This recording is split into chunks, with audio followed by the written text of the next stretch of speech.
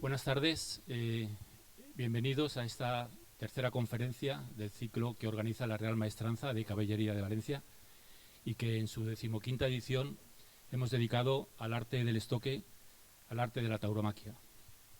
Muchísimas gracias a todos por la asistencia y mi especial agradecimiento al honorable señor don José Luis Aguirre Larrauri, conseller de Agricultura, Ganadería y Pesca.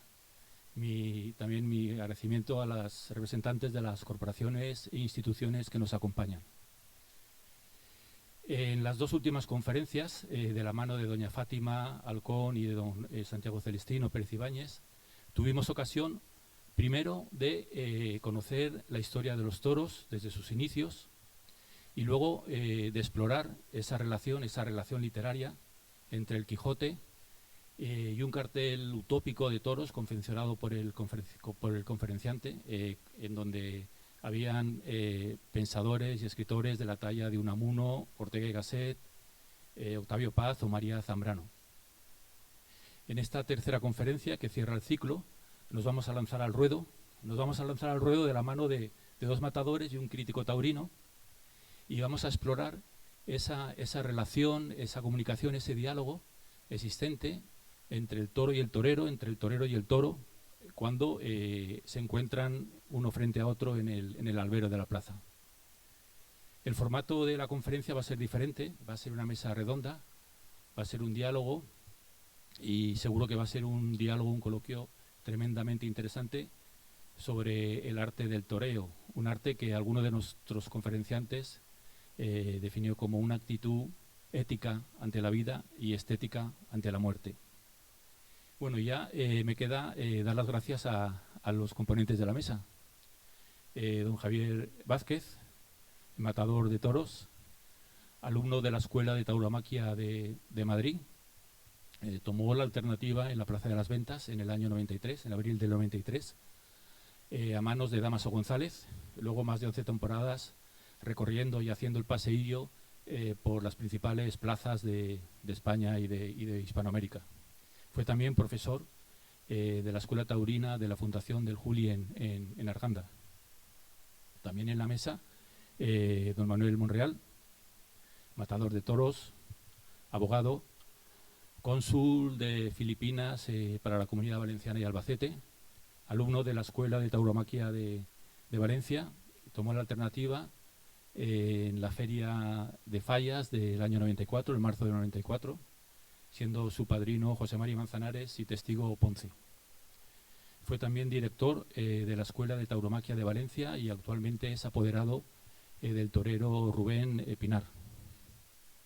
Y finalmente, don Enrique Amat Casares, licenciado en Derecho, periodista, crítico taurino durante más de 30 años en diferentes medios de prensa, radio y televisión.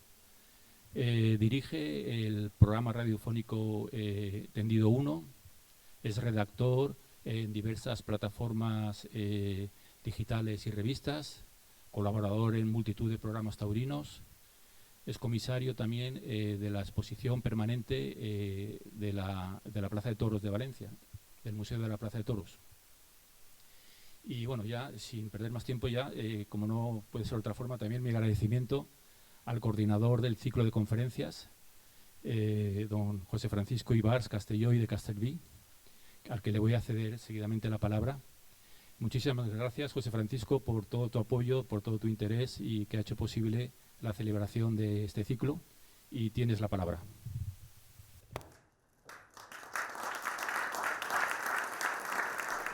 Ahora se oye bien. Muy amable, sí. Yo, como me conocen, que soy poco dado a la retórica, quisiera entrar a las cosas mismas, ¿no? Y las cosas mismas son los toreros, porque los toros todavía no hablan, ¿eh? Pero ya veremos según vayan las cosas, ¿no? Pero hay una cosa importante. Cuando planteé en esta institución el curso lo planteé con una cuidadosa atención, por un argumento diáfano. Es un tema que transgrede, que sale el toque académico que suelen tener todo este tipo de conferencias, ¿eh? Pero por otro lado también he de decir que los toreros presentes y algún ausente que también participó desde el principio mostró tal entusiasmo que pienso, bueno, por lo menos hemos acertado el primer peldaño y la cosa funcionó francamente bien. La gente ha atendido, ha quedado contenta, llamemos los ponentes y los asistentes. Entonces pienso que es una manera de acercar los toros o las manifestaciones artísticas al público real, al público que lo ha de consumir, como se dice hoy. Y me ha demostrado, por otro lado, una pregunta que salió el primer día: ¿es cultura o no es cultura la tauromaquia? Pues yo no pienso que es cultura, es cultura y arte. Y ahí tenemos a Goya, no voy a enseñar yo quién es Goya, ¿no? Entonces, evidentemente, la tauromaquia es un mundo muy complicado, con una antigüedad milenaria, que por lo tanto atender, explicar y comprender es una manera de participar, de hacer cultura. Eso en cuanto a la génesis del acto. En cuanto a la participación, todos los toreros con los que hablé y nos hemos ido reuniendo estaban dispuestos a participar con entusiasmo y con interés, simplemente porque el auditorio no es el habitual. Eso siempre abre perspectivas y recíprocamente, ¿no? Por fin la cosa ha funcionado, como han visto, y aquí estamos para poner, si no el broche de oro, el seguro imperdible, ¿no? Por lo tanto, podemos acabar con cierta alegría. Por mi parte, nada más, ya el teniente ha tenido la bondad de presentar a los ponentes de hoy, y yo creo que sin mayores preámbulos podemos darle la palabra a Matt, ¿no? Que hará un poco de interlocutor, ¿verdad? De interlocutor, cuando quieras. Bueno, pues muchísimas gracias y bienvenidos a todos a este acto. Agradecer a la Real Maestranza de Caballería de Valencia que haya tenido el detalle de hacer un hueco a la tauromaquia dentro de su programa de conferencias. Y cuando vino don José Francisco un día al Casino de Agricultura y dijo, estoy pensando en esto, ¿me pueden echar ustedes una mano? Y fue un placer y un privilegio, ¿no? Como es un privilegio para nosotros debutar en esta plaza y en este incomparable marco. Ninguno de los tres habíamos toreado todavía en la Real Maestranza de Caballería de Valencia, lo que es un compromiso, ¿no? Entonces a uno le venía un poco al recuerdo una anécdota que he contado muchas veces, pero que viene a cuento cuando uno tiene respeto o miedo o el pánico escénico ese que decía Valdano, el entrenador del Real Madrid. Y se cuenta una anécdota de Rafael el Gallo, que estaba anunciado para matar una corrida de Miura en Sevilla, hacía un día espléndido y él estaba en la habitación del hotel dando vueltas y no hacía más que decir maldita lluvia, hasta que al final el mozo padre le dijo, maestro, pero ¿cómo dice usted eso con el día tan bueno que hace? Y dice, precisamente por eso, porque no va a llegar la lluvia, no se va a suspender la corrida y voy a tener que torear. Y entonces yo cuando estaba con el lío de la plaza, de la calle La Paz, digo, a ver si no podemos llegar y tenemos parte facultativo para no tener que hacer el paseillo, porque todos los días que se sienta uno a hablar de toros son distintos y todos están llenos de responsabilidad por mucha experiencia que tenga uno. Y la verdad es que es un placer y es agradecer a José Francisco Ibars, a Luis Alonso y a todos ustedes que hayan llenado la plaza, porque cuando viene uno a estos sitios también no quiere que le pase como una vez que Rafael el Guerra toreó una corrida en Madrid y no había nadie. Entonces cuando acabó y llamó por teléfono a casa y dijo, ¿qué tal ha ido la cosa? Bien, ¿y de gente cómo ha estado? Pues mira, la música y acá, no ha habido nadie, ¿no? Y a veces cuando uno ve dice, a ver si no hay nadie y damos el petardo. Entonces a mí lo que me tocaba hacer un poco de director de lidia de dos figuras del toreo, como han sido Javier Vázquez, Manolo Carrión, dos toreros de los que se puede decir, además de muchas cosas, que han tenido el privilegio que no han tenido todos de salir por la puerta grande de la Plaza de Toros de las Ventas de Madrid. Eso no hay tantos y muchas figuras del toreo no lo han conseguido, aparte de haber sido unos grandes profesionales en el ruedo y en la plaza y luego además amigos, ¿no? Porque al final ellos han sabido torear el toro en la plaza y el toro de la vida, que es muy importante, y el toreo te da educación para luego afrontar mejor las cosas de la vida. Y hoy el título era Diálogo entre el toro y el torero, que además lo puso don José Francisco y dijimos, bueno, pues nos acomodamos a él y con ese título vamos a hacer el tema. Y yo voy a hablar un poco de lo que es el toro y lo que es el torero para que luego ellos se quedan solos ahí en el ruedo y torean, ¿no? Porque al final es el diálogo entre el toro y el torero. ¿Qué es el toro? Pues el toro ha sido, es y será el rey de la fiesta. No se habla de...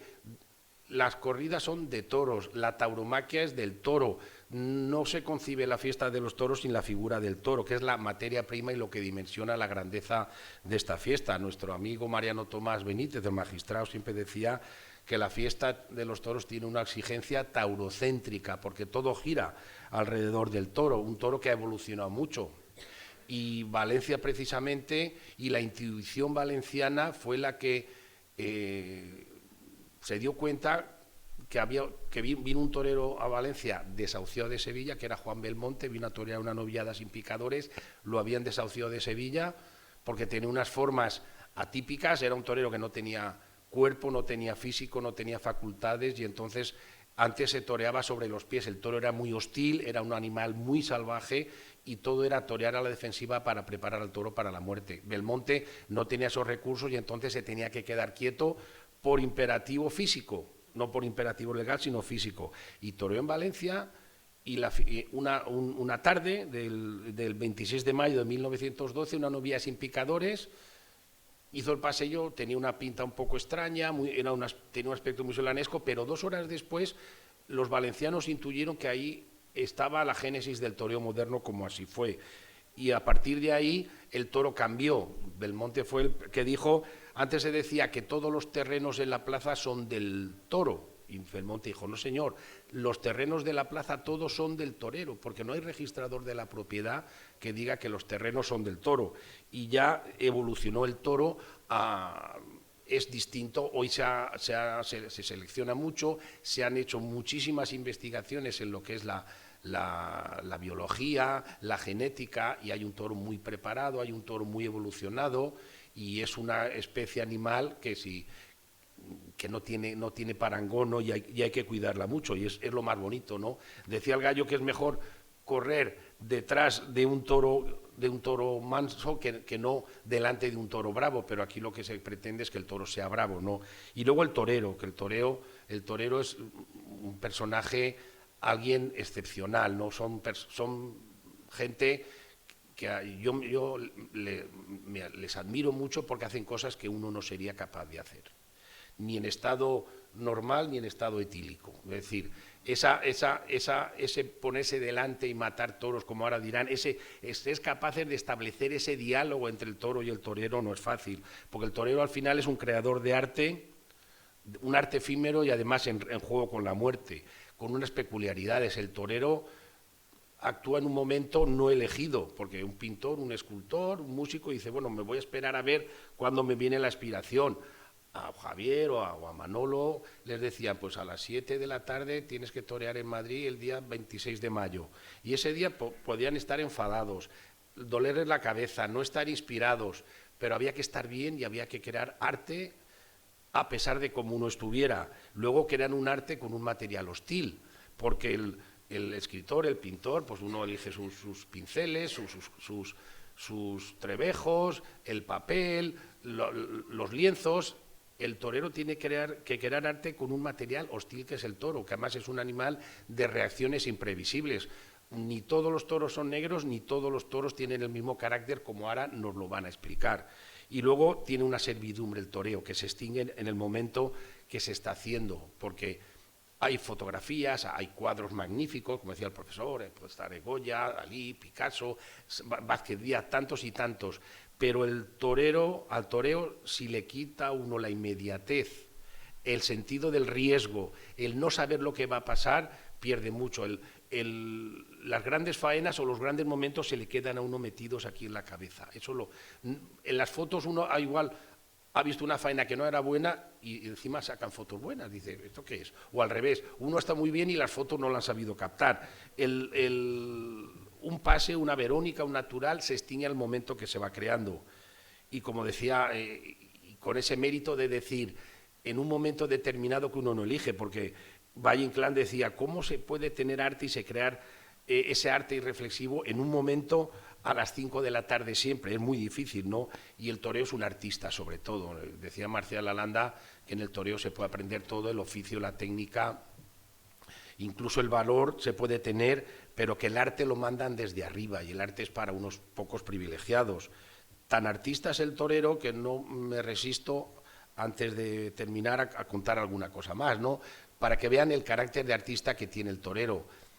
Yo siempre he sido de Curro Romero. Alguno me dirá, bueno, Curro Romero, pues si todos los días las almohadillas, pues de cada 10 estaba bien una o menos una.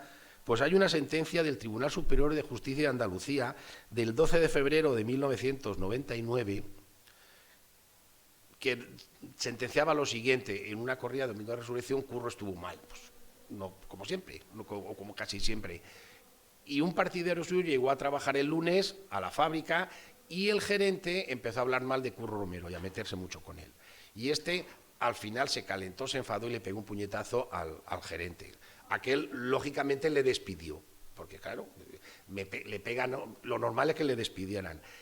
El agresor recurrió a la sentencia y el tribunal obligó a readmitir que el gerente admitiese al trabajador diciendo lo siguiente: Curro es el creador de una ilusión permanente, de una esperanza incondicional y de una forma de entender la vida, a lo que se exige el máximo respeto. Y si se falta ese respeto a una figura como él, es previsible una reacción ardorosamente defensiva, como la que en este caso aconteció, y le obligó a readmitirlo. Eso es un artista, eso es un Curro Romero, eso es un torero, ¿no? Entonces hay que tenerlo. Y para que se den cuenta un poco lo que es la evolución de la tauromaquia, antes de que empiecen a hablar ellos, porque antes de Belmonte, como decía, el toreo era más pelea, lucha, lid, y ahora es más, está el concepto de lidia y el riesgo, pero también es la creación de arte. Pero antes, más que arte, era poder al toro. Y toreaba Joselito en una ocasión, en el año 1912, en la feria de Algeciras, y paraba por ahí una fragata inglesa, y entonces al capitán de esa fragata, el alcalde de Algeciras, le invitó a ver la corrida.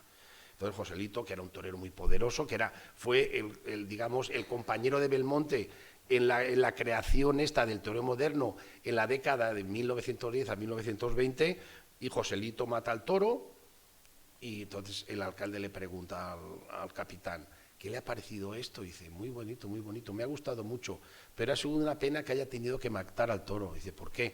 Con lo que le había costado amaestrarlo, aquel, cómo captó la esencia de lo que era la tauromaquia en otros tiempos, ¿no? Y el riesgo, lo que da grandeza a estos señores, ¿no? ¿Habrán oído hablar alguna vez ustedes de Curro Cúchares? Se habla del arte del Cúchares, que fue un torero muy importante, Francisco Arjona Cúchares, pero un torero muy fácil, no se comprometía mucho, aunque el riesgo siempre está ahí. Y él tenía una hija que se enamoró del Tato, de Antonio Sánchez el Tato, que era otro torero, y en aquellos tiempos los hijos, no sé, ahora son respetuosos, pero igual un poco menos. Antes fue a pedirle las bendiciones, la hija de Cúchares, a su padre para casarse con el Tato. Y entonces el Cúchares le dijo: mira, hija, yo acepto que te cases con el Tato y te doy mis bendiciones y tenéis todo mi apoyo, pero no te olvides de una cosa, que no todos los toreros son como tu padre, que cuando se va a torear y dice hasta luego vuelve, hay algunos que no vuelven por la noche. Y precisamente el Tato, en una corrida, digamos, en conmemoración de la celebración de la Constitución de las Cortes de Cádiz, le pegaron una cornada en Madrid, le tuvieron que cortar la pierna, una pierna que luego estuvo en una célebre farmacia, la farmacia Ansorena de Madrid, durante muchos años. Porque en definitiva, como decía el Gallo, los toreros vivimos de las propinas de Dios, decía el Gallo. Los toreros vivimos de las propinas de Dios, y es verdad. Y alguien que vive de las propinas de Dios y es capaz de estar todos los días y hacer el paseillo y enfrentarse al toro, tiene una aureola fantástica, ¿no? Entonces, yo creo que esa mirada, ¿no?, esa relación entre el toro y el torero es grandiosa, pero hay que tener mucho valor, mucho temple, mucha torería para aguantarla. Se cuenta de Rafael el Gallo también una anécdota, que un día estaba toreando en Valladolid, de repente se va corriendo y hizo una de las célebres espantadas y tiró de cabeza al callejón y salió huyendo. Y le dice: pero Rafael, ¿qué te ha pasado? Y dice: nada, que estaba con el toro y de repente me ha mirado y me ha dicho: ¿a dónde vas, Rafael? Y me ha asustado y he salido corriendo porque creía que me iba a hacer algo. Y eso es lo del toro. Y esperamos, ya se han callado esto, pues yo estaba asustado, digo, a ver si nos van a echar al pilón, estos de aquí fuera, digo, a ver si lo estamos haciendo mal, porque uno al final nos hemos atado los machos, ¿no? Como se dice en el argot, para afrontar este reto que tenemos aquí con decisión, ¿no? Y no queremos pinchar en hueso, ¿no? O dar una tarde tan mala como la de Cagancho en Almagro, ¿no? O sea, que esperemos cumplir con lo que nos hemos propuesto y que estar aquí, que pasen un buen rato y que esa mirada del torero, a mí me impresionó mucho una vez que me dijo Finito de Córdoba, y dice, a mí lo que me asusta de los toros no son los pitones, ni el volumen, ni los kilos, lo que me asusta es la mirada. Dice, eso es lo que me desconcierta mucho y lo que da más miedo, porque tanto Javier como Manolo podrán ahora contarnos, no el diálogo también, esa mirada, ¿no? Que cada toro es distinto, como cada toro es como una persona distinta, y entonces yo creo que es un tema apasionante, ¿no? Que cada toro es un mundo, cada toro es algo distinto, y ese maravilloso misterio que es la relación que se genera cuando se cierra ese círculo mágico de una plaza de toros, eso que decía Rafael Alberti, de negro la muerte por el redondel ahí aleteando, ¿no? Pues que nos cuenten ahora, tanto Manolo como Javier, qué se siente, cómo es ese diálogo al principio, cómo es cada toro, cómo evoluciona un toro durante los 20 minutos de la lidia. Y yo creo que vamos a aprender muchas cosas, y para mí, pues como digo, ha sido un placer y un privilegio poder estar aquí y poder hacer de alguacilillo de dos figuras del toreo y de la vida como son Javier y Manolo. Y por orden de antigüedad, porque el toreo es la antigüedad y es un grado, pues como es más antiguo de alternativa, tiene la palabra Javier Vázquez.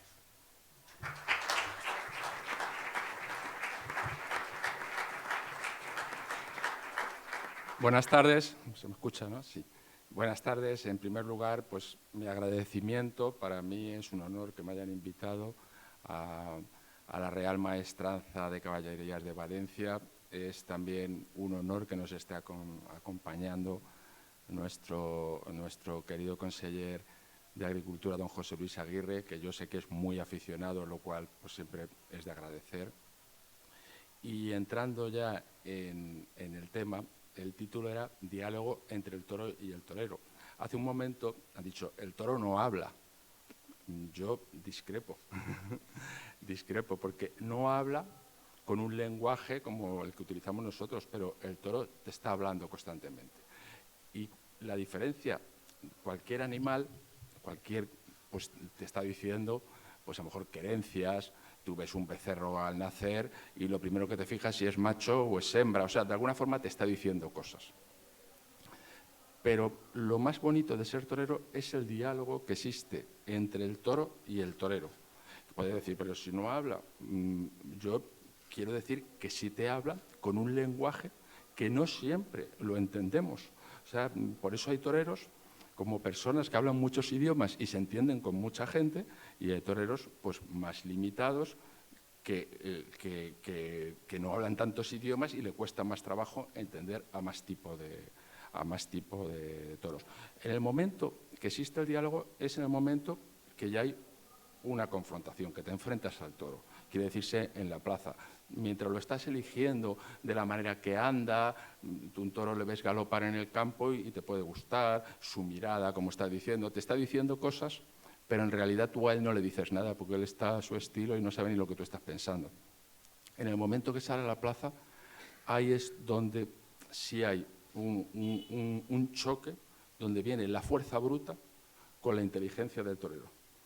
Entonces, en esa inteligencia es donde está tu salvación y donde viene el arte, el sentimiento, todo lo que queramos decir, pero parte de una inteligencia, porque si no sería una casualidad que te salgan bien las cosas y eso sale una vez. Los toreros estarían siempre en la enfermería, ¿no? Entonces, yo voy a poner un ejemplo que habría miles, porque de la misma forma que cada persona es un mundo y todos somos distintos, con los toros pasa exactamente igual. O sea, es muy fácil en una crítica decir el toro era así. No, porque ese toro es similar a uno que tú vistes que un torero le hizo unas cosas y resultaron de tal manera, y a lo mejor ese otro torero no lo hizo, pero no quiere decirse que sea igual, porque es como las personas. Cada persona somos distintos, pues los animales son exactamente igual, porque aquí estamos hablando de caracteres. Entonces, voy a poner un ejemplo, ¿no?, de diálogo, ¿no? Tú, en el momento que sale un toro a la plaza, bueno, pues tú de la manera que sale, aparte de fijarte en los pitones y en que te dé más miedo o menos su presencia, tú te fijas en su comportamiento. Está claro que todos lo entendemos, que un toro que salga galopando y rematando en los burladeros, no sé qué, pues te puede invitar a pegar una larga cambiada o algo, pues sabes que llega con franqueza. Hasta ahí me podrían decir, bueno, pues es bueno y lo toreas, pero no hay diálogo. Pero yo voy a poner otro ejemplo que ya digo que habría muchos. Imaginaros que lo habréis visto en muchas corridas, ese toro que sale como muy frío de los toriles, se pone a oler el suelo, escarba 2 veces y dice, venga, a mí. El toro pues es como esa persona que no te habla y no sabes lo que lleva dentro. Y tú pero te tienes que enfrentar a él, porque si no, además el público se impacienta. Entonces, normalmente ya digo que esto no es una regla exacta. O sea, aquí 2 y 2 no son 4. Existe un matiz porque, como las personas, pueden salir por cualquier lado, pero sí hay unas reglas. Entonces, imaginaros ese toro que te está haciendo eso, con el miedo que da, normalmente lo hace pues una especie de mansedumbre, porque todavía no está queriendo acometer, porque está el toro más asustadizo. Te puede pasar que tú, según le haces así, el capote pega un salto y se vaya para un lado. ¿Entiendes? O sea, medio te huya y tal. Entonces, un diálogo sería, pues tú, ese toro que tú le ves que te está haciendo cualquier cosa así, pues en vez de ir a él y llamarle como cuando vas a hacer un quite de un toque brusco, que lo normal es que el animal todavía no sabe, pues yo hablo experiencias mías en la vida que he ido sacando con conclusiones, porque esto es mucho el instinto. Pues es a lo mejor irte para el toro, echarle un poquito el capote con suavidad y correr para atrás, aunque no se mueva. En el momento, todos los animales, cuando los huyes, se envalentonan. Por eso te dicen, un perro no echará a correr, o tal, tú un perro te ladra, te estás quieto y se queda ahí. Echas a correr y eres víctima. Pues igual pasa con un toro. Tú un toro, si el toro no acomete y tú le provocas con el capote y corres para atrás, el animal, le notas inmediatamente que el animal dice, me tiene miedo. O sea, como porque el animal también sale asustado. En el momento que tú le corres para atrás, a lo mejor no se viene, pero él le estás dando confianza, que tú lo que quieres es que entre confiado, que saque franqueza, no que se lo guarde todo. Se lo haces 2 o 3 veces y entonces a lo mejor a la que viene, él luego a lo mejor echa las manos por delante y se frena, pero le estás de alguna forma envalentonando. Quiere decirse que tú, de alguna forma, hay un diálogo en el que él te ha dicho no te fíes porque no estoy franco, pero tú a él le estás diciendo estate tranquilo que puedes conmigo. Aunque tú te estás guardando, luego, una vez que el toro arranque, siempre hay una balanza que el torero tiene que poder con el toro. Entonces, a veces, en ese diálogo hay un juego de que tú tampoco te puedes dejar ganar la pelea, porque si no el toro se viene muy arriba. Entonces, pondremos más ejemplos, porque vamos a ir haciendo quites, cada uno con nuestra experiencia, de cosas que nos han pasado, en el cual, pues hay veces que a lo mejor, pues tú, una vez que te ha hecho eso y se pone el toro difícil, pues a lo mejor le cambian los terrenos y le bajan las manos y el toro con el capote por abajo, por delante, porque no te deja pegarle lances, pero le estás pudiendo para que él se vaya entregando y no campee por la plaza como un Barrabás, irle poniendo en su sitio. Eso sería un ejemplo, como muchos, pero quiero que quede claro en dónde parte el diálogo de que yo estoy hablando. Quiere decirse que el toro te dice cosas, pero tú, con tu actuación hacia él, le vas también diciendo si estás asustado o no. Eso mismo te puede pasar una tarde que te coge con el cuerpo cortado, que hace viento y a lo mejor no te atreves a salirte con un toro que ha salido de salida apretándote mucho a los adentros, que lo normal es cambiarle los terrenos y salirte por fuera por delante. Esto parece sencillo hacerlo, pero cuando el toro se te pone un poquito por delante, sobre todo en el momento de cambiarle los terrenos, es lo que se debe hacer. Pero a veces los toreros no se atreven a hacerlo, incluso les puede costar que les coja el toro, porque es donde puedes con el toro. Pues a veces a lo mejor no te atreves, quieres por allí pasarle con el... Porque lo natural en el toreo es, la suerte natural es que el toro pase dándole las afueras y dejando las tablas siempre en tu espalda, no darle las tablas, que sería la suerte contraria. Entonces, por no querer hacer eso, a lo mejor le estás haciendo eso, pero lo estás haciendo tímidamente, el toro en una se te mete por debajo, pega un derrote, te quita el capote, pues tienes que saltar a la barrera, el toro ahí se está dando cuenta que puede contigo, se pone más difícil. Es muy importante que salga un banderillero o alguien que le haga las cosas bien al toro para que el toro le vaya bajando. O sea, siempre existe una balanza entre mandas tú o mando yo. A veces tienes que ser muy tajante, que se dé cuenta enseguida que tú eres el que va a mandar, y otras veces darle un poquito coba, como el ejemplo que estaba diciendo de correrle para atrás.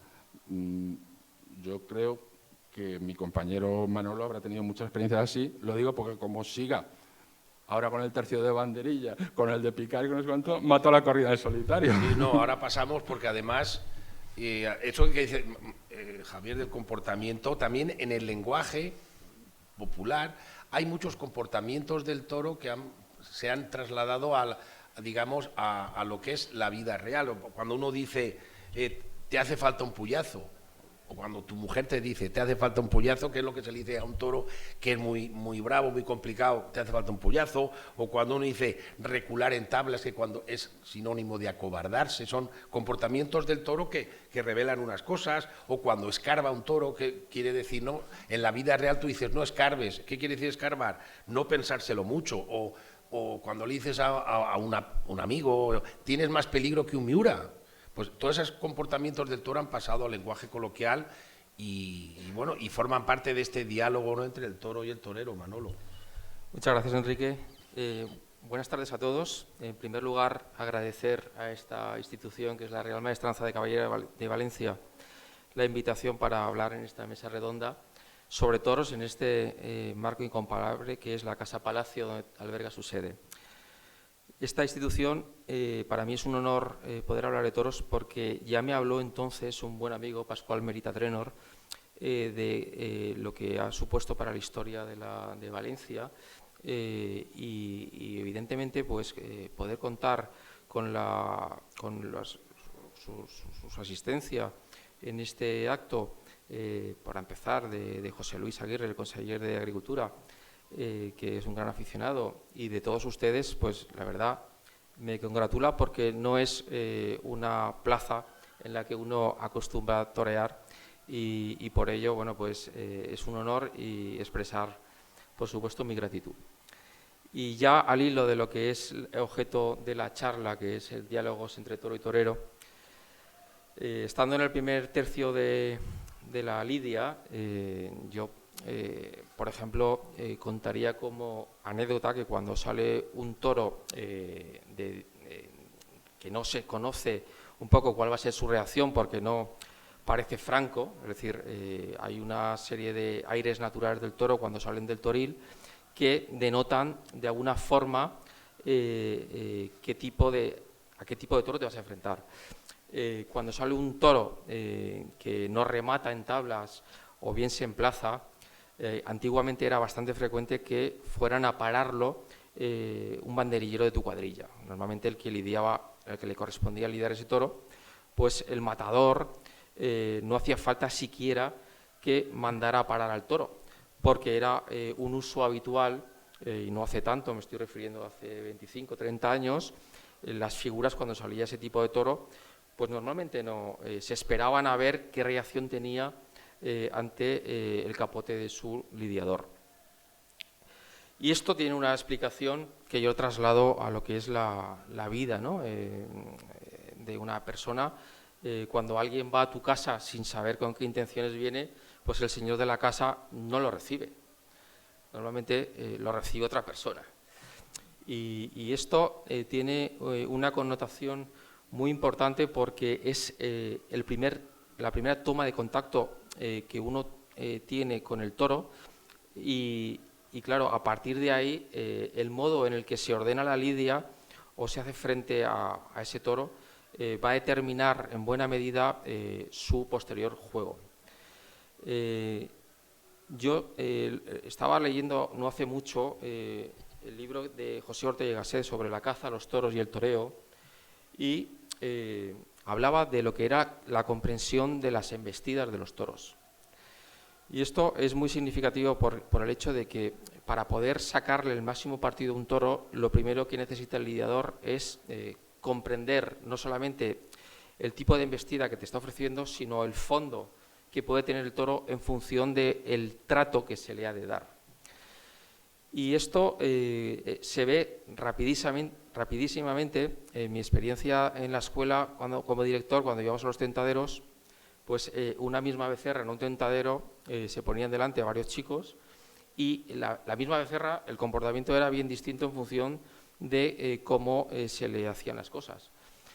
Pues esa comprensión de las embestidas son fundamentales porque eso explica que cualquiera de nosotros, si nos pusiéramos delante de un becerrito que no es por el hecho de que pueda representar ningún riesgo, pero no eres capaz de poderle dar un pase en condiciones de alcanzar lo que el toreo pretende, que es belleza.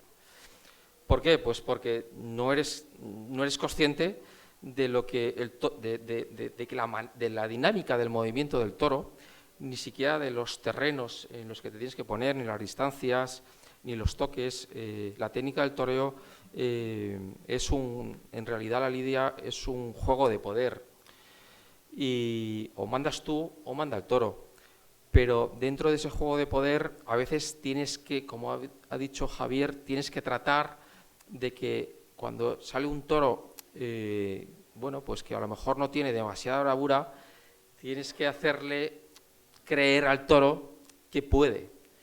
Y entonces en ese juego transcurre el diálogo durante toda la lidia. Y luego hay una cosa, Javier, que Sí. dicen que es muy importante, aparte de los toreros, de tener valor, de ser artistas más profesionales, una gran cualidad que se dice siempre de vosotros los toreros, es saber ver los toros. Es muy importante eso de saber ver el toro. Es fundamental, pero quiero decir una cosa. El toro lo ves, pero es un animal que está cambiando a lo largo de la lidia. Entonces, si por ejemplo hemos hecho un toro imaginario que le hemos parado con el capote, sabemos que el presidente saca el pañuelo y viene el tercio de varas, de picar. Claro, es un tercio que para mucha gente pues puede ser polémico, porque, bueno, desde un caballo se lastima un toro, o sea, se le hace sangre y tal. Pero, sin embargo, para mí es de las partes más importantes de la lidia.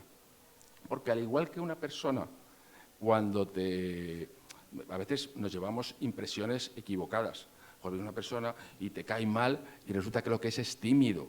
Y es muy buena persona, pero a lo mejor el hombre, como no habla mucho, y tomas una impresión de él equivocada. Luego, a lo mejor, cuando le conoces, dices, joder, fíjate, pues no me cayó bien el día.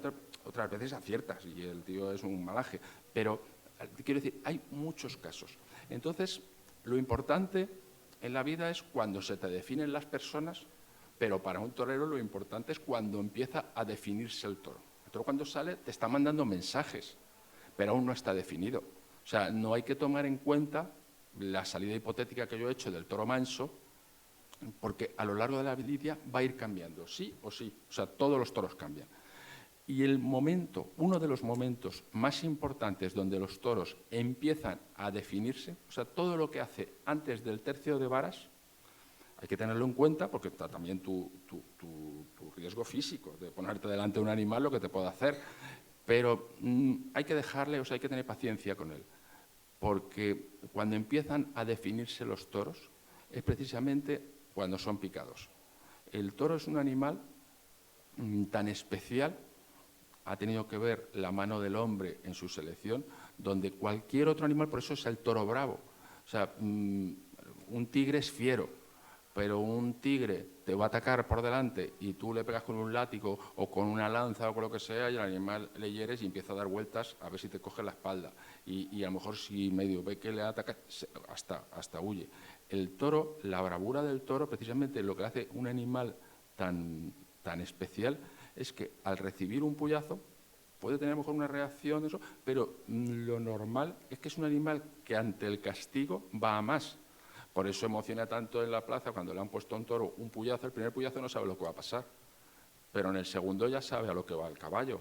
Hay animales que no quieren mover mucho porque cobran, aunque no lo manifiesta como un tigre queriendo dar la vuelta, pero hay otros animales que basta que le hayan dado un puyazo para que lo pongan en el medio de la plaza, mire el caballo y se vaya otra vez para allá y lo pones una tercera vez y va. O sea, es un animal que va más ante el castigo. Aparte que ahí demuestra su bravura, pero para nosotros lo importante es que hay que empezar, a partir de que el toro le picas, a tomar en serio lo que hace, porque ya se empieza a definir, porque ya ha salido de él. O sea, ya no es el momento que llegamos aquí tímidamente y en una comida y saludas a la gente, pero ya cuando llevas que estás en los postres, el que más y el que menos, pues ya estamos hablando, nos hemos soltado, no hace falta que te hayas tomado una copa, da igual, pero ya hemos comentado, oye, qué buena la carne, qué bueno tal, dame un poquito, no sé qué, ya hemos entrado en el diálogo y empezamos todos a ver cómo somos. Pues eso mismo pasa en la suerte de varas. Volvemos a lo mismo. Para hacérsela hay también un diálogo. Puedes decir, bueno, aquí es entre el picador y... No, todos. O sea, todo el que se pone delante del toro está dialogando. Una máxima que yo me marqué en mi carrera era que a veces era mejor equivocarte con el público que acertar contra él. Pero siempre, yo lo he tenido, eso es clarísimo toda mi vida, siempre y cuando tu físico no corra peligro. O sea, quiere decir, si a mí el público me puede decir, no lo pique, no sé qué, que si yo creo que hay que picarlo, me equivoco contra él. Pero hay veces que es mejor darle la razón al público porque al fin y al cabo es el que te tiene que premiar y como artista todos queremos tener esa conexión con el público. Yo os voy a contar un ejemplo de un momento precisamente de acertar en contra de la Plaza de Toros de Madrid. Sabes que, bueno, es muy exigente. Y me acuerdo ya en mi última etapa, una corrida de estas duras, un toro complicado para picar, un toro muy fuerte. Y en Madrid cogieron, que es como es la lidia, por eso digo que aquí no son 2 y 2 son 4. Sabéis que el caballo cuando se pone a picar, los matadores están en la cabeza del caballo para poder entrar al quite. Entonces siempre en Madrid, además hubo una época que también un periodista metió mucha caña en eso, que a veces los toreros cuando remataban se iban por detrás del caballo para volver a su sitio. O a lo mejor se recaba el tío, ya no le daba tiempo y se quedaba mal colocado. Y en Madrid hubo una época que lo criticaban mucho si al rematar, no sé si me están entendiendo bien, al rematar el caballo, en vez de irte a la cabeza del caballo, te quedabas en el otro lado. Y yo me acuerdo que estaba un toro que lo estaba viendo muy difícil y que el toro todo el rato quería irse, tenía creencia hacia la cabeza del caballo, o sea, a la salida para allá, y no quería mucho caballo. Lo que pasa es que los animales son bravos y al final cumple. Y yo recuerdo que yo sabía que si remataba y me iba para allá, entre la excusa de seguirme a mí o irse al caballo, me iba a seguir a mí y luego con el alboroto de irse a un montón de capotazos suelto por allí y la que se crea en la plaza. Entonces, como anécdota de algo que yo lo viví y estaba absolutamente convencido de que estaba acertando bien y no me importó escuchar 4 protestas. Me acuerdo que lo estaba yo colocando y aposta, cuando se quedó en un capotazo, que estaba el toro en la raya, pues yo me fui y me aparté un poquito, pero me quedé donde protestan que no te debes de quedar por costumbre allí, pero en ese caso, yo me acuerdo que me quedé allí y le dije al picador, llámale. Y yo disimuladamente, porque claro, que estés tú llamando desde allí y el caballo y tal, la gente ya sí que se enfadaría, pero yo disimuladamente medio me movía un poco para que el toro, como diciendo, a por ti sí me voy, para por el caballo no, para que el caballo ya luego le fuera un poquito, no tapando la salida de salirse afuera, pero metérsele que al final se fuera para allí lo picar. Y me acuerdo que escuché una voz del 7, dice, Javier, a tu sitio. Y yo no me volví, porque yo para eso es un casido tal, pero yo me reía así y dije, estoy en mi sitio. O sea, como diciendo, la gente, tú escuchas lo que dice la gente, pero a lo mejor, no sé, le diría imbécil, no sé, algo pensaría en mí, en mis pensamientos, pero sí, es que hablé en voz baja para mí, pero hablé, pero qué imbécil, estoy en mi sitio. O sea, algo yo le contesté, pero él no se enteró, claro. Y yo sé que lo estaba haciendo bien. En ese caso, acerté contra el público, pero era necesario para que al toro le dieran el puyazo. Ya el toro con el puyazo se empieza a definir y al mismo tiempo también baja un poco y cuando es un toro que no es fácil, pues nos deja a todos y ya pudiendo con él para ir siguiendo la lidia en el paso de que va siguiendo. Volvemos a lo mismo. Una vez que le da el puyazo, pues también el toro en las condiciones que a ti te va marcando, pues tú vas viendo el quite. Si quieres hacer un quite artístico o si tienes que hacer un quite necesario por sacarlo del caballo, por una caída, por lo que sea, tú vas viendo el quite que mejor le va a venir al toro para su posterior lidia y para tu acomodo y tu lucimiento. O sea, no llega un torero y dice, voy a hacerle chicuelinas por sistema, ¿no? Tú ves que el toro las chicuelinas las va a tomar bien. Tú ves que el toro te puede tomar bien este quite. O sea, yo hubo una época que hacía muchos quites y yo tenía quites para toros menos buenos, porque eran menos comprometidos, y quites cuando quería estar más entregado, pero yo me buscaba de tratar siempre de lucir, que sobre todo cuando uno empieza, pues lo que quieres es que te vean hacer todo, es el hambre del que empieza. El diálogo, volvemos a lo mismo. Tú, con lo que te está diciendo el toro, tú le vas interpretando y tú sabes si el quite lo tienes que hacer más largo, más corto. El toro, tú le vas interpretando para que aquello sea lucido. Y el toro, todo lo que le vas haciendo bien, él lo va asimilando para mejorarle.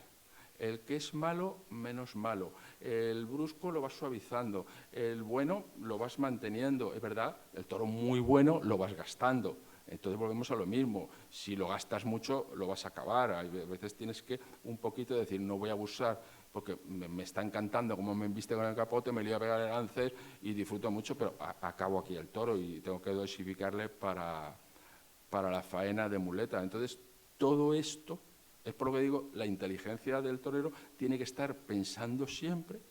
Unas veces aciertas de pleno y otras veces ves que has hecho algo que te has equivocado. Pues te tiene que servir de experiencia para no repetirlo o para irlo enmendando, porque la lidia aún va siguiendo. En realidad estamos ahora mismo que el toro lo han picado. Este diálogo sigue hasta la muerte del toro. Y ese diálogo, Manolo, hay un componente también, es decir, que eso que decía Miguel Hernández, como el toro me crezco en el castigo, ¿no? Esos versos tan bonitos, pero estemos en el primer tercio, en el segundo. ¿Hay algún momento o que te haya pasado que digas el miedo? Es decir, veas a un toro que dices, ¿qué hago yo aquí? Si me abriesen la puerta me iba al hotel ya. Es decir, ese diálogo que a veces que el toro que te diga, ni uno más me vas a dar. ¿Eso ha pasado? ¿Cómo se vive eso? Pues mira, a colación de la pregunta, una corrida de toros que maté aquí en Valencia, en unas fallas, era una corrida del Conde de la Corte. Y recuerdo perfectamente que esa toreaba como director de lidia Pepín Liria. Y le echaron el toro para atrás del Conde de la Corte y salió un sobrero del Conde de la Maza. Y recuerdo que yo estaba en el callejón y yo dije, si me sale a mí ese toro, yo no sé lo que le hubiera hecho, porque de verdad, y después de 30 años que han pasado y de ver muchísimas corridas, a día de hoy es el toro más malo que yo he visto en mi vida. Incluso hablándolo luego con Pepín Liria, me dijo que todavía tiene hasta pesadillas con él. Y entonces, claro, la suerte que yo tuve es que no me tocó a mí, pero en este sentido también es cierto, no sé si Javier convendrá lo mismo, yo siempre he visto más difícil los toros de los compañeros que el mío propio, porque es como cuando uno está conduciendo, ¿no? Pues oye, sabe exactamente cuándo tiene que frenar o cuándo tiene que acelerar, pero cuando estás de copiloto, pues parece que te da más miedo, ¿no? En función de la confianza que te pueda conferir. Y entonces, yo efectivamente, cuando he tenido... no ha habido ningún toro, tampoco es verdad que yo he toreado bastante menos que Javier como matador de toros, pero tampoco ha habido ningún toro que me haya desbordado, porque yo, la verdad, justamente uno de los miedos que tiene siempre un torero en el hotel antes de salir a la plaza es que no tiene absoluta certeza de qué tipo de toro se va a enfrentar, y esto es motivo siempre de preocupación, porque por mucho oficio, muchos años que lleves en la profesión, nunca te imaginas hasta qué punto un toro te puede llegar a desbordar hasta el punto de que te sobrepasa. Y ese temor, que yo creo que lo hemos tenido siempre todos, pues cada tarde se tiene, porque a pesar de que hoy en día las ganaderías están tan seleccionadas hasta el punto de que es bastante uniforme el comportamiento de los toros, pero con todo siempre existe ese miedo, ¿no? De decir, de la incertidumbre, de decir, ¿qué va a pasar? Porque fíjate que cuando sales al ruedo y te enfrentas al toro y ya ves que estás dominando aquello, pues bueno, luego ya depende del nivel de exposición al que tú te quieras enfrentar a ese toro. Y entonces ahí ya tú dices, bueno, pues les pongo más o les pongo menos. Pero eso ya es una cosa que depende absolutamente de tu criterio y en ese momento de las ganas o del estado de ánimo que tengas o del coste de oportunidad que represente para ti en ese momento el hecho de hacer un esfuerzo tan grande que merezca jugarte verdaderamente la vida. Porque hay veces, lamentablemente, que hay toros que estás delante de ellos y dices, este toro me va a coger para nada. Porque yo creo que esa valoración que hace el torero delante del toro lo hace en términos de probabilidad de éxito. Es decir, si yo me quedo ahí a una costa de que me coja, pero tengo la opción de triunfar, pues entonces es cuando uno valora realmente ponerse en ese sitio. Pero si realmente dices, yo no veo que esto vaya a alcanzar cotas artísticas para alcanzar el éxito, y por lo tanto no merece la pena que un toro malo o un toro sin opciones de triunfo verdaderamente te coja. Y esto es una tesitura en la que el lidiador siempre se coloca cuando está delante del toro. Y eso, Javier, es verdad, es decir, ese cruzar la raya, esa raya imaginaria que tenéis todos, como decía Manolo, si cruzo esta raya, ¿puedo triunfar o me lleva por delante? Lo asumo. ¿Cómo lo intuís eso? Es decir, si me pongo aquí me puede coger. Yo, si me permites, Enrique, a colación de lo que decía Manolo del miedo de los toreros, una de las cosas importantes para poder con el toro es que el toro no lo note.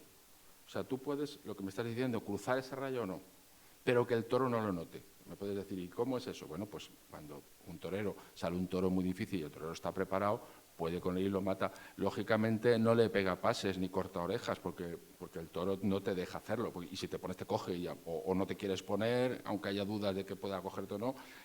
Entonces, voy a poner un ejemplo que lo habrán visto en las plazas de toros, cómo el toro se da cuenta cuando le tienes miedo y cuando no. O sea, por eso estoy en todo momento diciendo que sí que hay un diálogo, o sea, que el toro percibe lo que tú le dices. Muchas veces, en el tercio de banderillas, habrán observado ustedes que llega un banderillero, pone su par de banderillas, llega a lo mejor el tercero, pongamos que va con un vestido azul y azabache, y el hombre por allí, el toro se le viene, le cuartea abriéndole mucho el cuarteo que casi lo coge, le intenta poner una, no se la pone y se va corriendo al burladero y el toro le sigue. Y de pronto, pues bueno, no pasa nada, le ponen otra vez el toro para colocárselo. Y habrán observado que hay toros que a lo mejor está el otro banderillero con el par de banderillas esperando a que entre su compañero, sale el banderillero del vestido azul y azabache por un burladero por allí y el toro dice, ¡coño, ahí está! Y se va por él otra vez, porque él se da cuenta de que le ha ganado la partida. Entonces, ahí es muy importante, como torero, si no puedes, pues ya como puedas, pero que el toro no perciba nunca que él te gana la partida. O sea, y ahí está también un poco el oficio, porque lo que ha dicho Manolo es verdad. Hay veces que yo, por ejemplo, para ya vestirte de torero, irte para la plaza, hace falta valor. Pero para mí, ya dentro de que como los soldados se supone el valor en los toreros y en todo, el verdadero valor de los toreros, precisamente en este diálogo que estamos hablando, cuando un toro se te entrega y te dice, no te preocupes que vaya la muleta y tú estás un poquito en buen son, se disfruta toreando porque tú lo ves y hay un momento que dice, voy a llamarle y sé que no va a venir. Y le llamas y no viene. Y ahora voy 2 pasos ahí y le ves el toro con la mirada y dices, uy, se la quieren cobrar la muleta. No hace falta ni tocarle. Con enseñársela y echarle ya viene a por ella y ves que viene a por ella, pues tú ya te gustas y lo toreas, ¿no? Bueno, pues hasta ahí puedes hacer una gran faena, pero es fácil, dentro de lo dificilísimo que es todo. Estoy hablando dentro de difícil, pero para un torero, un profesional, resulta aquello bonito y fácil y hasta puedes disfrutar, realmente relajarte y disfrutar. Ahora, el verdadero valor de los toreros para mí y creo que Manolo va a coincidir conmigo, hay momentos que hay un toro que viste con una aspereza, con una agresividad, con un probarte, que le ves que cuando le hace las cosas bien va, pero está deseando el toro que te equivoques para levantarte los pies del suelo. Y claro, hay un momento en el que le tienes que apostar. Tú te puedes doblar con un toro, pero hay un momento que te tienes que poner derecho y decir, bueno, o lo toreo o me estoy toda la tarde por aquí marineando. Y entonces hay que ponerse. Entonces, ahí el verdadero valor es cuando ese toro, tú sabes que tiene posibilidades, pero no las tienes todas contigo. Pero tú sabes que si de verdad te pones de verdad, y te colocas haciendo las cosas bien, no te pones de que me pongo, no. Si el toro lo tienes que cambiar de terreno, si lo que tú creas que debes de hacer, ahí sí marineas con él de poner en el sitio. Pero ya hay un momento que dices, ya estoy en el sitio, estoy aquí, el toro ahora mismo lo tengo un poquito medio metido en la muleta, el toro me hace cosas que como me equivoque me va a coger y además le veo con una agresividad que me va a herir. Y dices, pero si quiero ser torero, esto es lo que hay que hacer. Estaría muy a gusto en mi casa, pero sé que si no hago esto, no voy a triunfar y me tengo que ir a casa. Y luego en casa, pues te acuerdas mucho de que quieres ser torero, pues es el momento. O sea, yo, por ejemplo, me hacía esa reflexión a veces y decía, joder, con la gusto estaría yo con mi madre. Y yo decía, coño, pues si quiero ser torero, tengo que hacer esto, si no, ¿a quién estoy engañando? Yo mismo me rebelaba con mi... Entonces le echas el enfadarte y el echarle raza. Cada uno sacamos el valor de donde podemos. Yo era así mi forma. Y entonces yo, pues decía, me cago en su padre, el valor verdadero es cuando te pones de verdad ese toro que tú sabes, porque si sabes que te va a coger, si te pones eres tonto. Y de tonto en el torero no duras ni un segundo. Pero tú dices, venga, que sea lo que Dios quiera. Y haciendo las cosas bien, y se la pone. Y ahí el toro, si tú lo has hecho de verdad, percibe que le puedes. El toro se entrega y empieza ya a verlo aquello claro. El toro baja y tú puedes con él. Si te has puesto con mucho oficio, pero sin vergonzonillo, de que quieres asegurarte que va a pasar y en vez de ponerte, pues le das un pasito adelante para cambiarle el viaje, lo equivocas. Y si lo estás haciendo de granujilla, el toro no se entrega.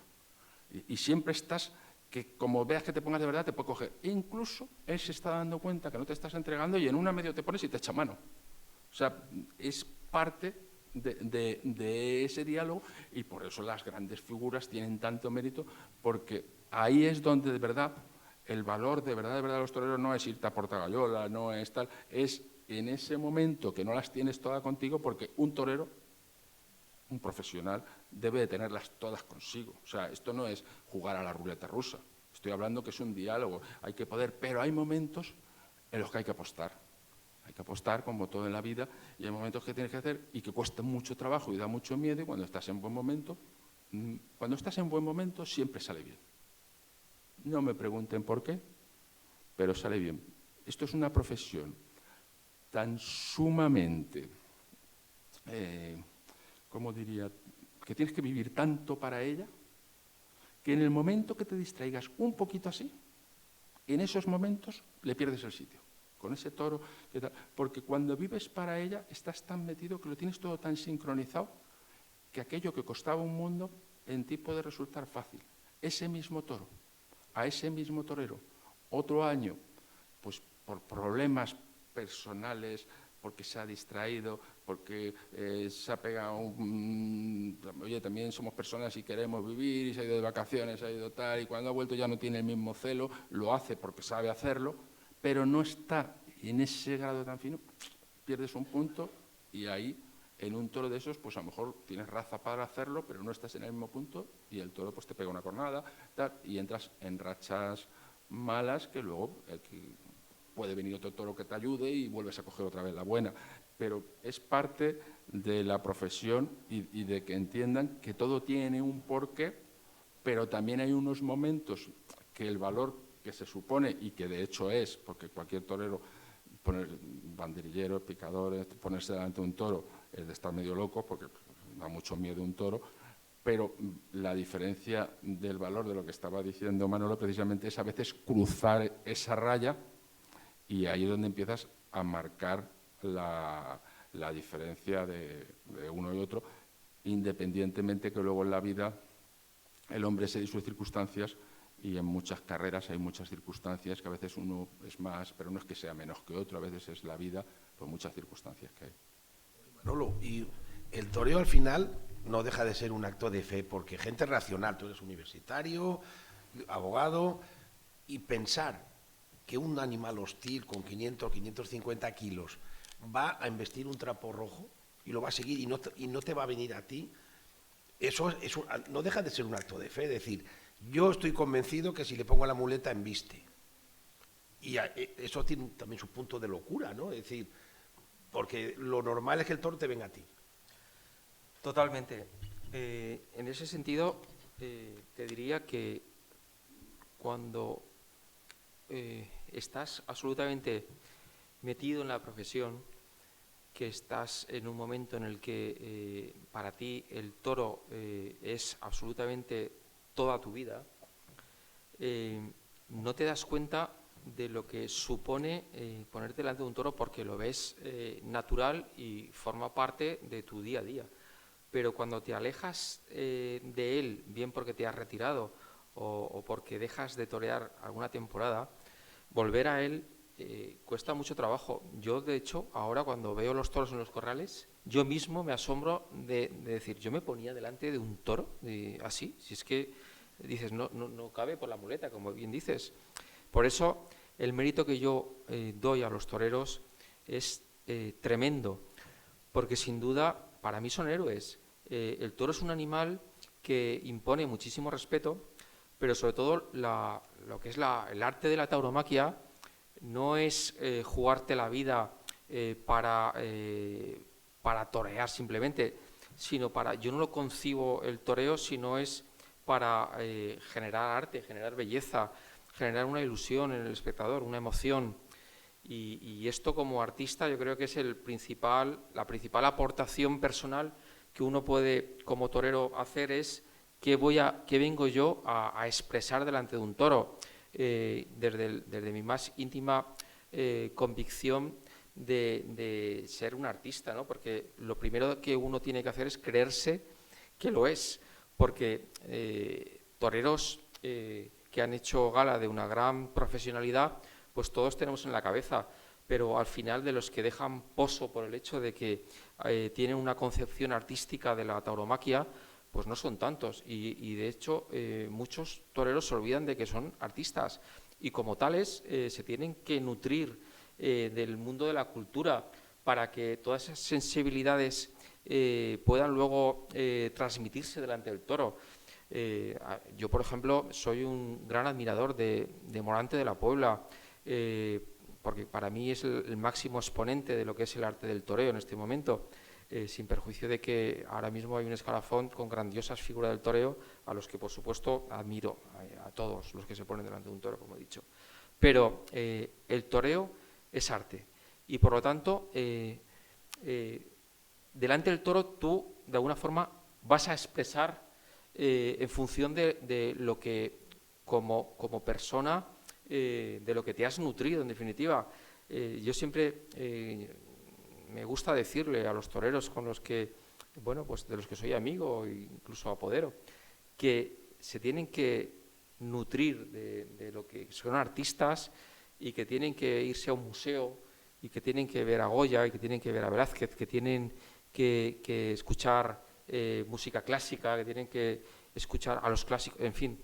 En definitiva, todo eso no es baladí, porque el toreo es sensibilidad, y el toro precisamente es un animal que, a pesar de lo bruto que es, cuando te expones a él desde la despaciosidad,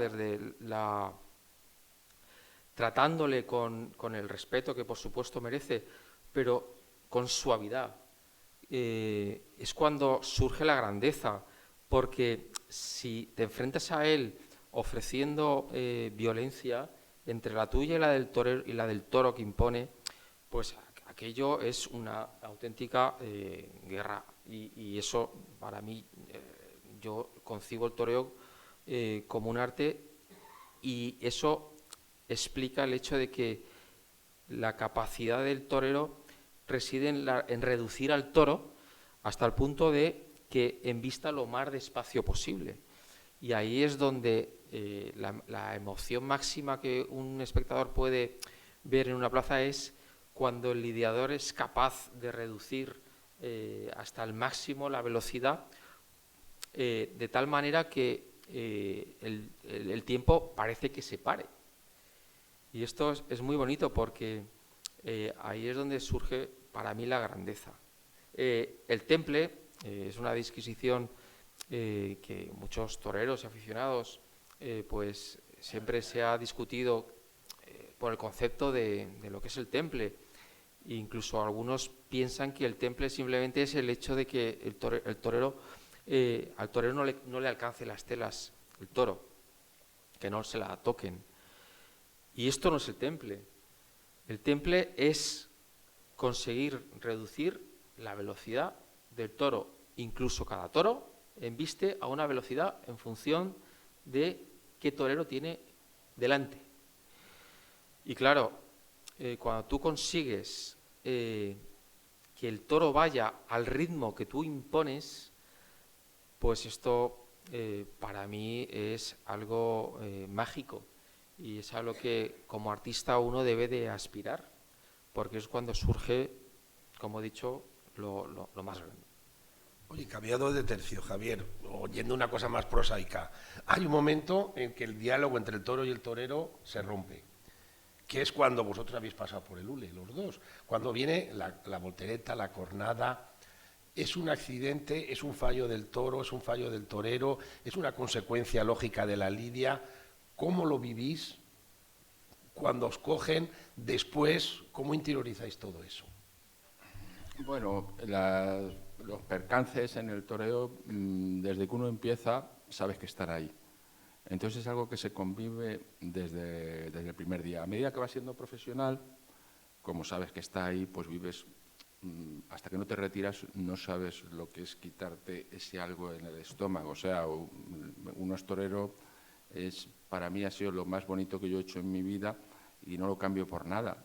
Pero yo sé que hasta que me retiré, tenía un algo en el estómago que daba igual que estuviese en una fiesta en el Caribe después de haber toreado, en las Islas del Rosario, lo que sea, tal, que siempre vives con un algo porque sabes que tu cuerpo lo tienes preparado para enfrentarte a un toro y, por supuesto, pues puede haber cogidas. No sé, yo soy creyente, bueno, cada uno que sea lo que quiera, yo me encomiendo a Dios y sé que te va a pasar lo que tenga que pasar. Como decía mi padre, nadie se muere la víspera. Te mueres el día que te toca y punto. Y te va a pasar lo que te va a tocar. O sea, te quiero decir, te coge un toro, no te pasa nada y con el coche tienes un accidente. O yo he visto situaciones, el hermano torero, no sé cuánto, y el otro hermano que no tal, se mata con un accidente de coche. Estás preocupado por uno porque está todos los días toreando y el otro es el que se ha matado. Entonces, yo es algo que ya digo, eso está ahí, no es positivo y no lo piensas. Y cuando te coge, sí, no pierdes el diálogo. Yo cuando he tenido cogida, pues, hombre, sobre todo la primera cornada que tuve, pues yo me acuerdo de novillero, una cornada en la Sila. Pues yo me llevaban al 12 de octubre en el hospital, y yo, claro, es la locura de querer ser torero. Pues yo iba pensando, decía, claro, es la primera cornada, tú no sabes tu cuerpo cómo te va a reaccionar. Y yo iba pensando y decía, bueno, vamos a ver una cosa, tengo esto tal. Yo decía, bueno, si me pongo delante de un toro, que no cambia nada, me cogió banderilla y tal, pues da igual, te pones nada más ahí, pues porque va a cambiar nada. Yo pensaba para mí y efectivamente no cambia nada. O sea, es algo que se acepta. Hay cogidas que duelen más y es verdad que siempre se ha dicho que por los agujeros se va la sangre valiente de los toreros. Hombre, siempre te puede crear, sobre todo si son percances muy fuertes, pues te puede crear una desconfianza, sobre todo si lo has pasado mal, porque, bueno, una cornada no es agradable, pero hay cornadas que en un torero, un chaval joven, con unos médicos allí que abren, que operan, una cornada limpia, no sé qué, a los 2 días estás andando y enseguida estás incluso con los puntos pensando en torear. Esas jornadas duelen menos. Hay jornadas que sí que te pueden hacer mucho daño o lesiones que pueden quedar, que es la parte más dura del torero. Pero ahora, si me lo permites, quiero contar una anécdota de nuestro amigo Manolo, porque es que ha dicho antes, yo ahora veo los toros en los corrales y digo, estaría yo loco, yo esto soy incapaz de ponerme. No, es un tunante, Manolo. Os voy a contar una anécdota por contar algo así.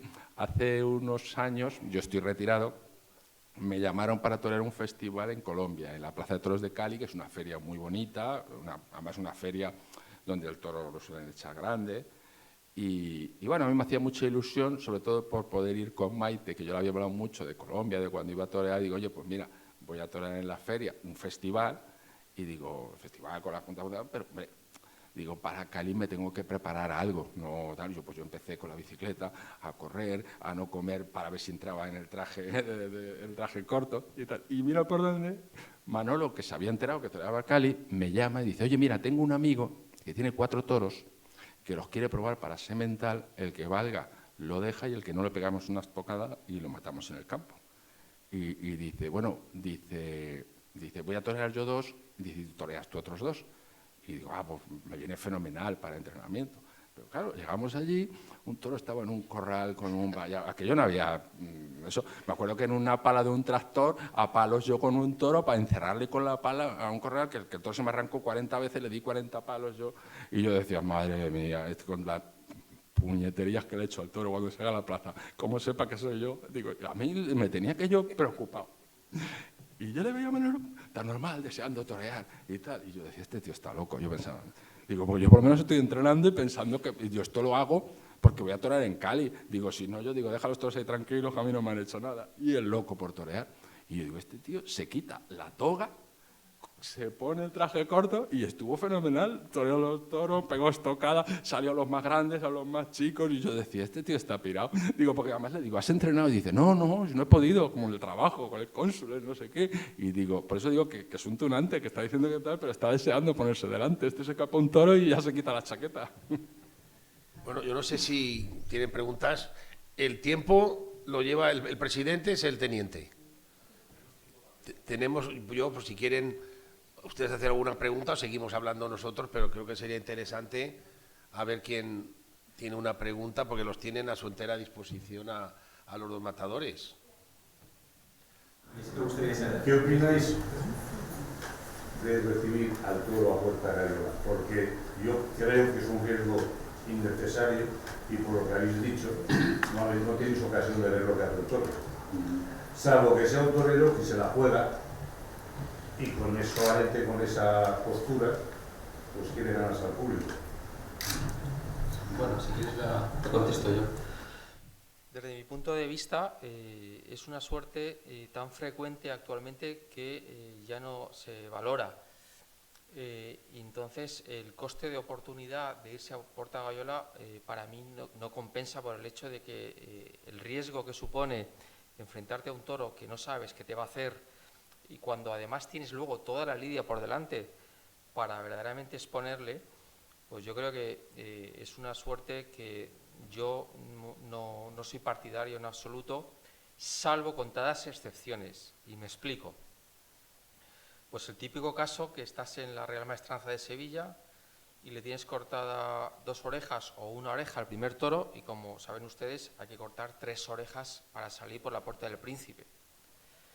Pues yo creo que son momentos en los que ahí sí que merece la pena irse a puerta gallola, porque predispones al público de que vas a lo máximo, ¿no? Y yo creo que hay momentos también muy psicológicos en el que creo que merece la pena hacerlo por la expectativa de alcanzar un triunfo muy importante, pero solamente en momentos puntuales. Pero así de forma tal y como se hace ahora, creo que es desde mi punto de vista, vamos, yo lo admiro muchísimo porque no he sido capaz jamás de hacerlo, ni siquiera me lo he planteado. No, pues exactamente lo mismo que ha dicho Manolo. Yo alguna vez lo hice, pero bueno, es más un hecho de demostrar tu predisposición. Yo, como Lidia de tal, ha habido toreros, Paquirri, lo llevaba en su repertorio, Manuel Escribano, ha habido toreros, el Soro, que lo han dominado mucho. Yo, en mi concepción del toreo, alguna puerta gallola lo hice en momentos muy puntuales, pero no me nacía. Y además, las cosas uno las tiene que hacer cuando nace. O sea, yo me acuerdo, mi primer San Isidro de novillero, no salió buena la novillada y, hombre, yo había toreado ya varias tardes en Madrid, me costó mucho y yo sabía, o sea, yo lo que pedía a Dios cuando estaba en la capilla, digo, hombre, ya que he metido la cabeza en San Isidro, tengo que estar muchos años viniendo. Y Dios me dio suerte y me lo concedió. Me tiré más de 10 San Isidros seguidos yendo todos los años. Y en el primer toro no había pasado nada, en el segundo dije, me fui a Portagayola. Esa Portagayola me salió del alma, porque dije, me cago en la leche, esto se va, por lo menos no va a quedar por no poner yo ese punto más, que como bien ha dicho es un poco cara cruz, pero dije, por demostrar tu predisposición. Y luego hice alguna sin ganas, un poco espoleado por un apoderado que yo tenía y tal, y yo eso no lo comparto. Eso tiene que ser que nazca de uno, y cuando nace, pues hombre, tiene mérito y hay que quitarlo. Pero como dice Manolo, o sea, es más importante irte de verdad detrás de la espada con una entrega absoluta, o incluso hacer un principio de faena también un poco explosivo, con un pase cambiado, de rodillas, cualquier cosa así, donde ya por lo menos conoces al toro y aquello ya va seguido, porque muchas veces da mucha pena a toreros que yo he visto en Madrid irse a Portagayola y luego echarles el toro para atrás y por poca fuerza y salir otro toro. O sea, todo el esfuerzo no ha valido para nada. Entonces yo creo que es para ocasiones muy especiales, pues es parte que lo han hecho grandes maestros, que están allí, y yo comparto lo que dice Manolo, para alguna ocasión muy especial, pues Sole. Otros toreros lo llevan en su tauromaquia, pues Sole también por su capacidad, pero yo pienso como Manolo, yo eso no me convence. No, tenía curiosidad de qué exigencias tiene la vida rutinaria, diaria, de ser un torero profesional. ¿Cómo se vive eso? Es un mundo absolutamente distinto el que puedan concebir cualquiera de ustedes como personas normales. O sea, no es que los toreros no sean normales, pero sí, no, ya cuando tú te retiras empiezas a hacer la vida normal. Cuando eres torero no eres normal. ¿Y por qué no eres normal? Tú estás en casa y tanto el que está casado como el que vive con sus padres. Si estás anunciado a la Feria de San Isidro, hacen así y toda la familia, ay no, tal, que no molestéis a Javier, que tiene que torear, que no sé qué. O sea, tienes a toda la familia un poco en torno a saber que lo que haces es algo muy difícil y nadie te quiere disgustar, nadie te quiere... O sea, todo el mundo trata de quitarte problemas. Luego viene unas veces por otro lado, pero intentas... o sea, la vida de torero es una vida especial, no es normal. El que es figura, o sea, ya un profesional que vive del toro, que está ganando dinero, pues volvemos a lo mismo. Tú cuando estás ganando dinero, pues bueno, es muy difícil invertir y todo eso, pero a ti te da lo mismo si te está entrando dinero. Muchos toreros, el fallo es que, a ver si me entienden, a lo mejor un torero, no hablo ya de una maximísima figura del torero que va a ganar muchísimo, pero a lo mejor dice, bueno, pues un torero bueno, que esté en una élite, puede ganar lo que un cirujano, pero un cirujano lo está ganando toda su vida, porque están operando hasta una edad avanzada. Un torero no, un torero a lo mejor lo va a ganar en 10 o 12 años. Entonces, tú no puedes vivir 10 o 12 años pensando que vas a tener esos ingresos. Pero en ese tiempo, pues bueno, pues todo es más despreocupado, porque pues toreas y si estás en un nivel, en ferias y tal, pues ganas dinero, tal, todo lo tapas, es otro mundo. En el momento que te retiras, entras en la vida normal. Ya ahí se acaban las tonterías, ya es de otra manera el otro. Un torero lo único que tiene que pensar es en cuidar su cuerpo, en entrenar y sobre todo tener su mente preparada para esto que estamos hablando. Y cada uno como lo lleve mejor. El que le gusta pasear por el campo, que pasee por el campo. El que le gusta levantarse tarde, que se levante tarde. La vida la tienes aquí, o sea, en tu capacidad. Y luego cuando llega a la plaza, ser capaz de hacerlo y con un poco de suerte. Pero vives para eso. Cuando tú ya te retiras, no, la vida es otra cosa. La vida son unos compromisos, unas obligaciones, un llegar a tiempo a los sitios, o sea, otras cosas que de torero vives en otro mundo. Una curiosidad, ¿música en la plaza o no? En Madrid no hay música. ¿El torero eso le influye, no le influye, le anima? Bueno, a mí particularmente no me gusta, porque creo que la música la tiene que poner el torero, delante del toro.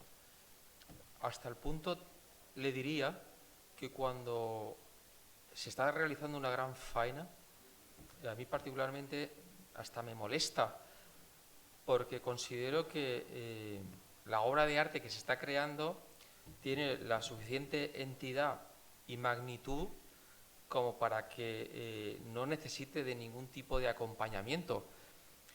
De hecho, yo creo que ni siquiera se escucha cuando de verdad hay una gran faena en Madrid en las ventas, que es una prueba evidente de que la música ameniza y puede incluso hasta acompañar una faena discreta, pero cuando verdaderamente aquello tiene fuerza expresiva y estamos ante una gran obra de arte, a mí particularmente la música me molesta. A mí yo discrepo. yo discrepo, o sea, le doy la razón que en una faena en Madrid, con esos solares, pues a lo mejor no te das cuenta ni de la música en esa faena tan rotunda. Pero a mí me encanta. Yo me vengo arriba. O sea, yo sí escucho la música y yo he cortado muchas orejas en toros que estaban difíciles cuando arrancaba la música, porque hace un subidón, y a mí eso, o sea, yo como artista, o sea, el artista lo que siente lo transmite, y entonces en momentos que tú, un toro difícil, que estás queriendo, voluntarioso, está claro que no es esa gran faena, pero bueno, pero el público ha pagado una entrada y tu obligación es dar el máximo, y más cuando estás siempre. Pero si estás empezando, que necesitas ir a esa feria y puntuar, y yo sí recuerdo, o sea, en muchas escenas de mi vida, de pronto arrancar un paso doble y ese subidón de gente, y en América, que son súper musicales más, y ahí yo ya me venía arriba, decía, venga, ese esfuerzo más, y yo me venía arriba, y en muchos momentos de mi vida, hablo en la plaza, el arrancar el paso doble me ha dado fuerza. Yo sí la escucho, o sea, la escucho sin... uno está el toro y tú y ese diálogo, pero dentro de ese diálogo, me imagino que a ti, Manolo, te habrá pasado, hay flashes.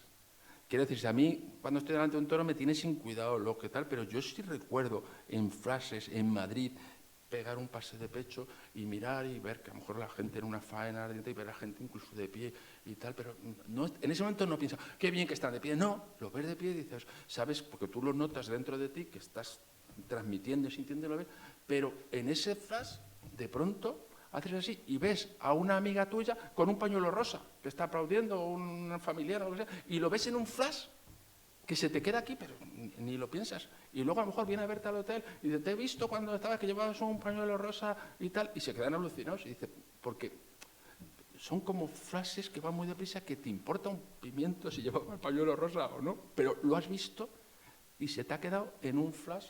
Y lo mismo pues también en momentos de la música y tal, por lo menos a mí eso sí me ha pasado, notas esos flashes y a mí sí me ha ayudado mucho. Mira, yo me acuerdo, en Barcelona maté una novia de Miura y fue de las primeras veces que empecé yo a hacer la pedresina, era yo novillero. Y yo me acuerdo, el novillo de Miura se arrancó con mucha fuerza en el centro del ruedo, yo me quedé esperando y le pegué el pase cambiado, que hacía yo así mucho cuando empezaba, y le pegué la pedresina, la gente se puso muy tal, le pegué unos ayudados, no sé cuánto, y aquello, bueno, pues hasta allí a mí me costaba más trabajo a lo primero pegar pases porque era lo que menos había practicado, porque yo tentadero no hacía mucho, yo había toreado mucho de sobresalientes en los pueblos y tal, pero y novillos muy malos, y torear casi que era lo más. Poder con ellos sí, pues había toreado mucho de sobresaliente, pero... Y yo me acuerdo que le pegué el pase cambiado, tal, la plaza caliente tal, y yo dije, esto ya no puede bajar.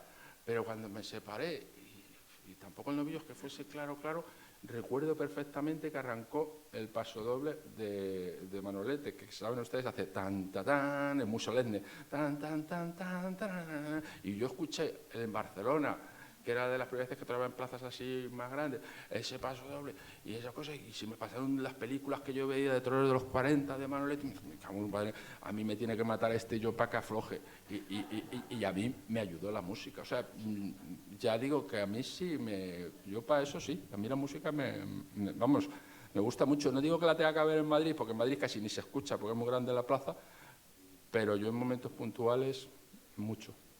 Pues antes de pasar a la última pregunta, y hablando de música, dos cosas. Una, les recomiendo que lean el libro La música callada del toreo de José Bergamín, que es un libro más que le dedicó a Rafael de Paula, por una célebre faena que hizo en la Plaza Vista Alegre de Madrid. Y una anécdota con respecto a la música: ha habido división de opiniones, que es bueno. Entonces, un año Paquirri estaba matando un toro de Pablo Romero en la Maestranza de Sevilla, y estaba sonando el pasodoble Nerva, que ustedes saben que tiene un solo de trompeta muy espectacular. Un toro de Pablo Romero, 600 kilos, Paquirri, que era un gran torero, y acabó el solo de trompeta, y ahí en la Maestranza la gente se volvió hacia el palco donde estaba la música y se puso a aplaudir. Entonces Paquirri dejó de torear, se sentó en el estribo y dijo: hasta que no calle la música yo no sigo toreando. Como decía Manolo, decir, yo me estoy aquí jugando la vida y la gente está pendiente del solo de trompeta de Nerva, aquí falla algo. A partir de aquel momento nunca más se ha tocado el pasodoble Nerva en la Plaza de Toros de la Maestranza, con estas cosas que tenemos los aficionados tan litúrgicas, no decir las tradiciones.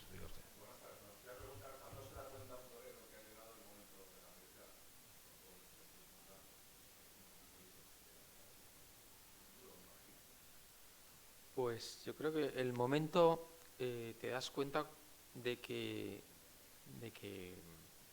no compensa la idea de seguir en la profesión cuando tú delante del toro no eres capaz de pasar esa raya de, en definitiva, de exponerle al toro lo que debes. Y entonces cuando honestamente tú estás delante del toro y dices, yo a este toro no soy capaz de exponerle por lo que sea, ¿no? Porque estás con poco moral o bajo de ánimo, o porque sinceramente no te apetece que te coja. Entonces uno tiene, los triunfos no llegan y al final, pues claro, el torero se nutre de los triunfos, de los contratos que se obtienen con él, pero si no llegan, pues empieza a ver cómo el nivel de actuaciones empieza a disminuir, el caché que tenías a nivel de honorarios, pues de forma correlativa va disminuyendo, y llega un punto en el que hay que saber poner fin a tu carrera, porque de lo contrario, bueno, ves que todo lo que has llegado a ser puede convertirse en una caricatura, así de claro. Sí, básicamente lo mismo cuando se va la ilusión. O sea, en la vida y en el toro la ilusión es el todo. O sea, mientras tienes ilusión, montañas y puertas que parecen inaccesibles, con ilusión se puede. En el momento que la pierdes, no. Cada persona es un mundo. La mayoría no se van, los echan. No, en la realidad, o sea, me refiero, los echan por lo que dice Manolo, porque a lo mejor no estás en buen momento o circunstancias. Estos son muchos intereses creados, o sea, es una profesión que muy bonito cuando empiezas y tal, pero luego en realidad es una mesa que son pocos los que pueden entrar al puchero bueno, y ahí hay codazos y cuando te quieres dar cuenta te han quitado la mesa. Unas veces con razón, porque si tú no has estado bien, pues te debes de quedar fuera. Y otras veces por circunstancias, hay muchos intereses creados, y entonces esas cosas, al fin y al cabo, traduce a lo que decía, a la ilusión del torero. Luego hay unas excepciones de grandiosas figuras, que eso ya es una excepción casi, que se pueden ir cuando quieran, como por ejemplo ha sido el caso del Juli, en plenitud, después de 25 años, supermillonario. Pues hombre, el toro da mucho miedo, se le veía muy ilusionado, pero me imagino que habrá llegado a la conclusión de decir, pues me voy a lo más alto, porque también son muchos años, me imagino que estaría cansado y eso, pero vamos, ya digo, normalmente es según las circunstancias, pero casi siempre te echan más que irte. Pues para evitar que nos echen, y como decía Alguerra, le preguntaron un año, es que te vas de los toros, y dice, yo no me voy, me van, lo decía así, ¿no? Pues para que evitar que nos pase eso, pues cedo la palabra al profesor Ibars para que cierre este 15º ciclo de conferencias de la Real Maestranza de Caballería de Valencia, que ha tenido el gesto y la generosidad de dedicarlo a la fiesta de los toros. ¿Se me oye? Por mi parte, agradecerle a las tres figuras, ¿verdad?, que nos han adentrado, por lo menos acercado a lo que para mí es un mundo críptico, que es el mundo del toro. He aprendido tres cosas. Primera, que el toro no es un animal neutro, es un animal instintivo. Y los instintos sí que se pueden conocer e incluso dominar. Esos son temas que los psicólogos y Freud debían saber algo, ¿no? Yo aquí soy, por una parte. Y por otra parte, que la experiencia dulcifica, decían en el colegio, y peralta los egos. Una persona que está diariamente o semanalmente enfrentado a 500 kilos de instinto, ¿verdad?, aprende no las huellas. Mire, yo no soy persona ajena al mundo taurino, me limito a montar esto y ha funcionado maravillosamente. Pero para azares familiares que no hacen al caso, yo tuve alguna relación con una familia valenciana, creo que era de picadores, Badila, se llamaba Badila. Bueno, el señor aquel Badila, que yo conocí un anciano, dice, mire usted, a mí lo que me daba miedo es que se me rompiera el palo y caer allí, entre las patas. Hombre, también la vida es muy complicada, ¿verdad? Yo pienso que ha sido una lección a tres voces, y por otro lado, a mí me ha llevado a la conclusión, parece que es razonable, que si arte o no arte, lo que indiscutiblemente es el toreo es una ciencia. Y como toda ciencia, pues hay que entrar en los procedimientos, las maneras y los modos y personalizar cada una de las exigencias de la ciencia. Por parte mía, le cedo la palabra al teniente y gracias de verdad por la intervención. El coro triple.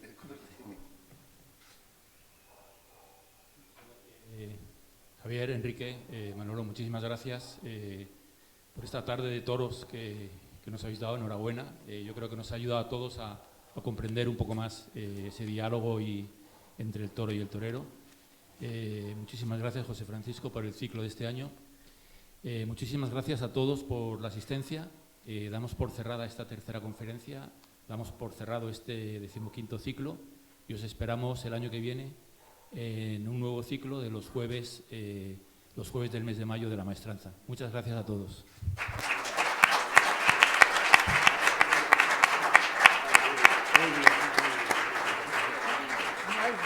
Como hablar con quien sabe.